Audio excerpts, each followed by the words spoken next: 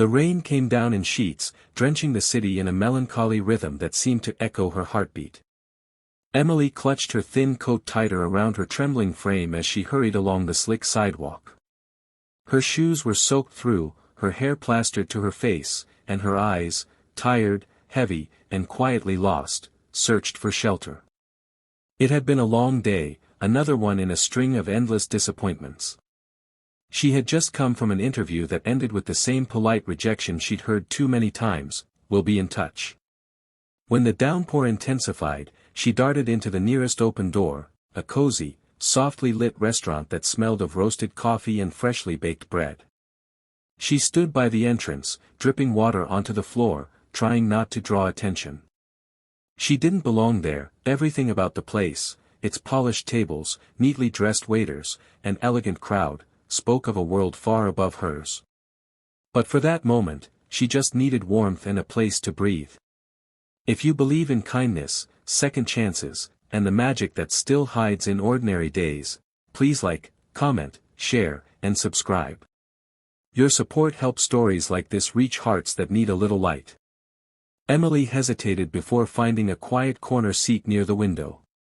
The storm outside blurred the world into silver streaks, and the soft jazz playing inside almost lulled her into peace. Her stomach growled softly, she hadn't eaten since morning. She looked at the menu but quickly set it down when she saw the prices, far beyond what she could afford. She decided to just sit for a bit, to let her body thaw before going back out into the cold. Across the room, at a corner table, sat Daniel Hayes, the CEO of a thriving technology company known for its innovation and relentless pace. He wasn't supposed to be there either. The restaurant was one of his favorites, but tonight he had come alone, escaping a suffocating meeting that had left him questioning everything. His company, his success, even his purpose. He had money, fame, and influence, but lately, his life felt hollow, like he was surrounded by noise but no meaning. When his eyes drifted toward the entrance, he noticed her, the drenched young woman sitting quietly by the window, clearly uncomfortable yet trying her best to stay invisible. Something about her caught his attention. Maybe it was the sadness behind her gentle posture, or maybe it was how out of place she seemed in a world too polished for people like her. Minutes passed. Emily kept glancing toward the door, wondering if the rain had eased enough to leave. But the thunder outside said otherwise. When a waitress approached to ask if she'd like to order, Emily nervously shook her head. "Just waiting for the rain to stop," she whispered, embarrassed. Daniel overheard. Without thinking much, he called the waitress and quietly said, "Add something warm for her, soup, maybe. And coffee." The waitress nodded, smiling softly. When she brought the food to Emily's table, the girl's confusion was clear. "Sir from across the room," she said kindly, pointing toward Daniel's table. Emily turned, her cheeks flushing as their eyes met for the first time.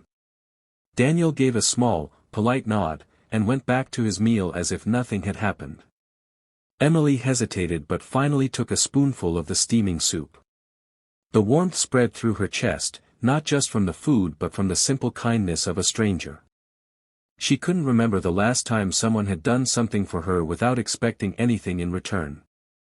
For Daniel, it was just a small act, but the image of her, the grateful expression, the quiet grace with which she carried her pain, stayed in his mind even after she left that evening, disappearing into the rain as suddenly as she had entered. Days turned into weeks. Emily found herself struggling harder than ever. Her savings had nearly run out. She had been sleeping in a shared room in a cheap hostel, looking for any kind of work to stay afloat. Yet, every rejection chipped away at her spirit. Sometimes, she'd walk by that same restaurant, peering through the window like a ghost of her former self, remembering the warmth she had once felt inside. One evening, fate decided their paths hadn't finished crossing. Daniel's company was hosting a small charity event for local job seekers, offering mentorship and internship opportunities. Emily didn't even know it was his event, she had just shown up because it was free and offered career counseling.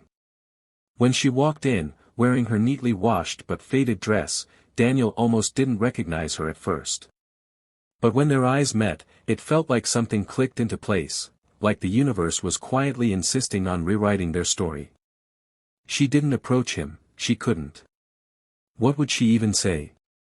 He was surrounded by people in suits, powerful and confident, while she stood on the edges of the crowd, clutching her worn resume with trembling hands. But fate intervened again when one of the staff accidentally spilled coffee near her, and Daniel, seeing the commotion, came over to help. "Are you all right?" he asked, handing her a napkin. When their eyes met again, recognition flickered between them. "The restaurant," he said softly. "You were there that rainy night." Emily nodded, embarrassed but smiling faintly. "Yes, thank you. I never got to repay you for that meal." He smiled, a genuine, unguarded smile that few people ever saw. "You just did, by remembering." They talked briefly, and for the first time in a long time, Daniel felt something stir inside him, something real.